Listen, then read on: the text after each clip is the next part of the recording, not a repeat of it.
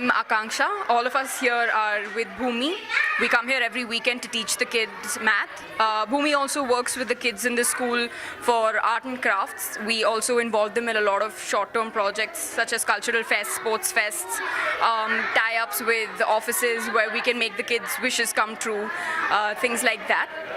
I've been involved in this center for about a year now, along with a lot of other volunteers, and we have some who are brand new. When I'm not here during the major part of the week, I work with Myntra in the analytics space. I've been in this line for quite some time now.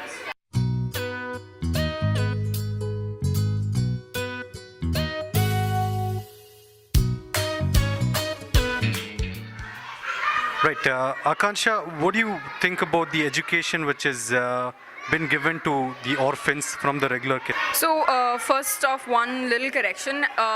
Not all of the kids that we work with over here are orphans. A lot of them come from homes with two working parents or a single working parent where the family members are not really in a position to take care of the kids because they are at work the entire day.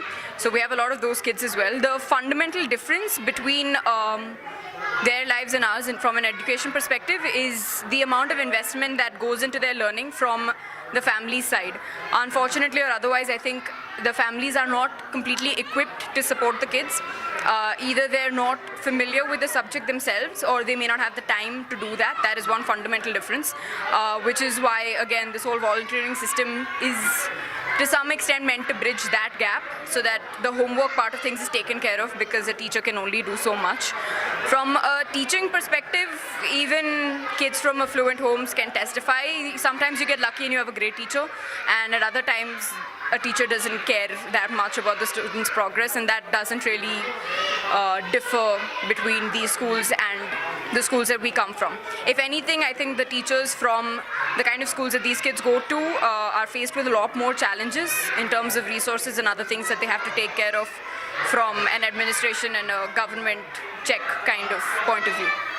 So yeah, inputs from external environment, that is a big differentiator. Right. Do you recommend more people to conduct these kinds of activities, or do you influence your friends to join these kinds of activities?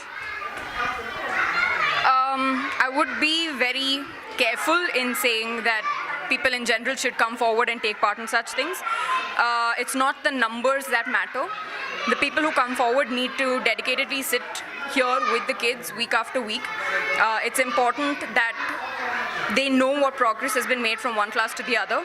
It is not good enough if somebody just comes in for one session on a one-off basis, teaches the kids a topic or two and then leaves, because the fundamentals are so shaky with these kids. I don't think it's possible to finish teaching them a topic in just 2 hours, and if that consistency is not there and you don't build a rapport to understand their strengths and weaknesses, there's no point really coming forward.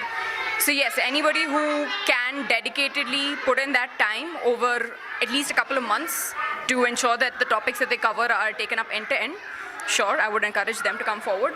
But if they cannot take it that seriously or be that responsible, I would encourage them to take part in other civic awareness activities, something that's a little more one-off, not necessarily education-based. Right. Do you think the government is taking the necessary steps in order to take care of these kids? Or do you think that the government has to take more steps or come up with more ideas or sort of commodity or anything at all to nurture these kids? When you really get down to evaluating the system and try to understand what provisions have been made or what kind of a system has been set up on paper, in a lot of places you will find, a lot of aspects rather, the system is pretty great. The problem is in terms of implementation and us holding the government accountable at times. That is what I feel. And I say this not just for education, I say this across aspects, welfare, sanitation, things like that. more often than not, people are not aware of their rights. They're not aware of what they have the right to avail. They don't know who to contact in case things are not happening as they are supposed to. So I would like to believe that yes, there are people who are setting things up the right way. But maybe the masses need to be made more aware of how they can ensure that these systems are implemented properly, because on paper I think they're fine. So I don't think the government needs to make more provisions from that perspective. We all in general have a tendency to just say this is the government's job to take care of, and we wash our hands off it and we think that someone else will handle it. That is not right. We need to take ownership ourselves and ensure that things get implemented. So it's not a government problem so much anymore. I think it's an us problem. We need to take care of it a little better.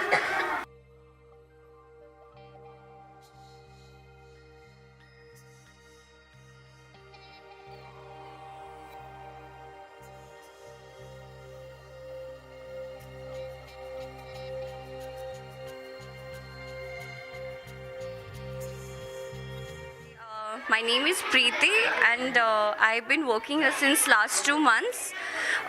I came here because I had it in my mind that I need to impart education to these little ones who are not very privileged and who don't get that kind of push from their family to go ahead and study, especially girls. Since this is a girls' school, I thought why not to go ahead and teach them in whatever way I can.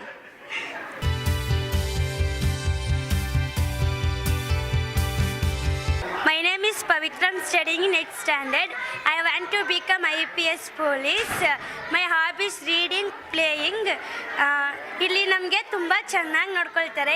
ಇಲ್ಲಿ ಸಿಕ್ಕಿರೋ opportunity ನಾನು ಅದನ್ನೆಲ್ಲ ಎಲ್ಲ ಮಕ್ಕಳು useful ಮಾಡಬೇಕು ಅಂತ ಅಂದ್ಕೊಳ್ತೀನಿ.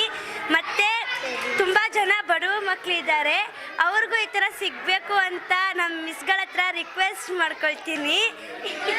Thank you. Hi, my name is Shweta. I am studying in 6th standard. I want to become doctor. My hobby dancer. ನನ್ನ ಹೆಸರು ರೂಪಾ. ನಾನು 6ನೇ ತರಗತಿ ಓದ್ತಾ ಇದ್ದೀನಿ. ಈ ರೇಂಬೋ ಹೋಮ್ಗೆ ಬಂದು 4 ವರ್ಷ ಆಯಿತು. ಇಲ್ಲಿ ತುಂಬ ಚೆನ್ನಾಗಿ ಎಲ್ರಿಗೂ ಹೇಳ್ಕೊಡ್ತಾರೆ. ಇಲ್ಲಿ ಎಲ್ಲ ಟೀಚರ್ಸ್ ಒಬ್ರಿಗಂತಲ್ಲ ಎಲ್ರಿಗೂ ಚೆನ್ನಾಗಿ ಓದಿಸ್ತಾರೆ.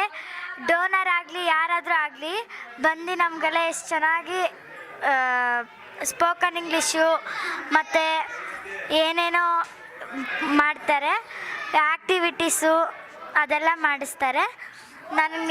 ನನಗೆ ನಿಜ ಈ ರೇಂಬೋ ಹೋಮ್ ಸಿಗೋಕ್ಕೆ ಪುಣ್ಯ ಪಡಬೇಕು. ಈ ರೇಂಬೋ ಹೋಮ್ ತುಂಬ ಇಷ್ಟ ಆಯಿತು ನನಗೆ. ಇಷ್ಟೆಲ್ಲ ಮಾತಾಡಿಸಿದ್ದಕ್ಕೆ thank you.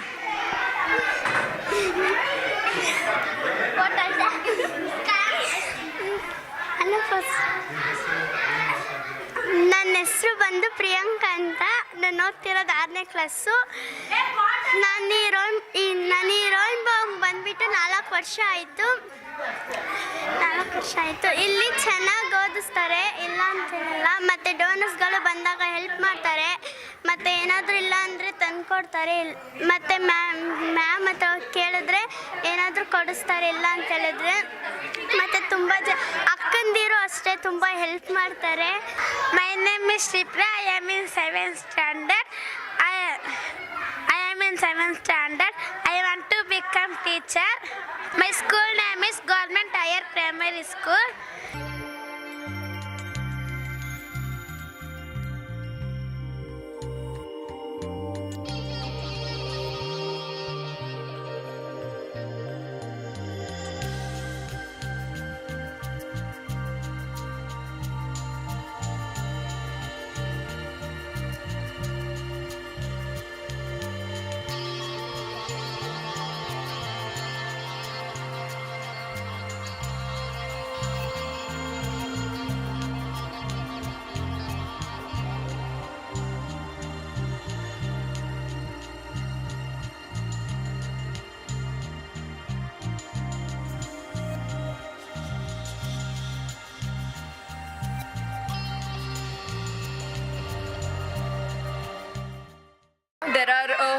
people, probably two categories. One that really want to do things, another that say that they want to do things, but they know deep down they really don't.